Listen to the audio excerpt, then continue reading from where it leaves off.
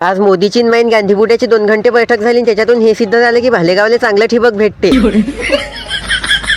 हा बरोबर ऐकलं तुम्ही. गांधी आबाच्या मोदीचे जराशे वाद चालू होते पण ते मी मिटून टाकले. तुम्हाला तर माहित आहे आपण आपसातही घेतो आणि चटूनही देतो.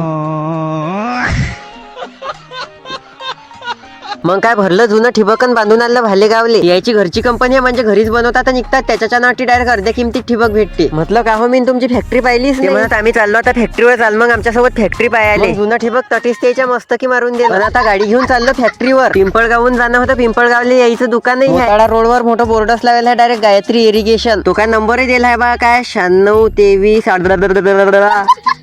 अरे का म्हटलं दुकानात तर 4च बंडले दिसून राहिले. अरे नाही म्हणत काम चालू आहे दुकानाचं. दुकानामागच गोडाऊन आहे. खचाखच स्टॉक भरेला आहे बा. मला वाटलं दुकानात काहीच माल नाही का. मग आलो डायरेक्ट फॅक्टरीवर. अरे का हो ह्या तर उंदराच्या लेंड्या दिसून राहिल्या. अरे नाही रे बा कच्चं मटेरियल आहे ते म्हणतील कोणाला आणला पुन्हा फॅक्टरीवर. ह्या इकडे नळ्याचं साम्राज्य एकदम चांगल्या रेट मध्ये जुनं ठिबक विकत घेतात. अरे का हो तर सलाद पडेल आहे. भाकर सोबत खायला चालते काय. मतलब वो अलग ही लेवल का बंदा था.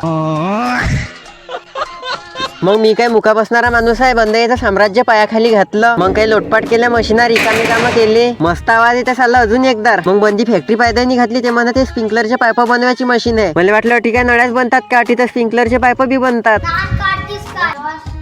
ही आहे अटी नळ्या बनवायची मशीन. अटी 16 mm ची नळी बनते. आणि हे इकडे दुसरी मशीन इकडे 12 mm ची नळी बनते. तुम्हाला बी जर ठिबक पाहिजेत असेल किंवा पायपा पाहिजेत असतील तर एकदा मराठी माणसाच्या व्यवसायाला नक्की भेट दे. खूप दुरून लोक येतात कारण की क्वालिटी क्वांटिटी बोलते ना भाऊ. अटी ठिबक डायरेक्ट अर्ध्या किमतीत भेटते. डायरेक्ट कंपनीचे ग्राहक. जुने ठिबक आणा नवा ठिबक घेऊन जा. ठिबकची 3 वर्ष गॅरंटी. पत्ता पिंपळगाव राजा तालुका खामगाव. भेटाय द्या फॅक्टरी बी पाहून जा. नंबर स्क्रीनवर दिलाय. फोन लावून चौकशी करून घे. आणि तेवढं एका शेतकऱ्याच्या पोराला फॉलो नक्की करून घे.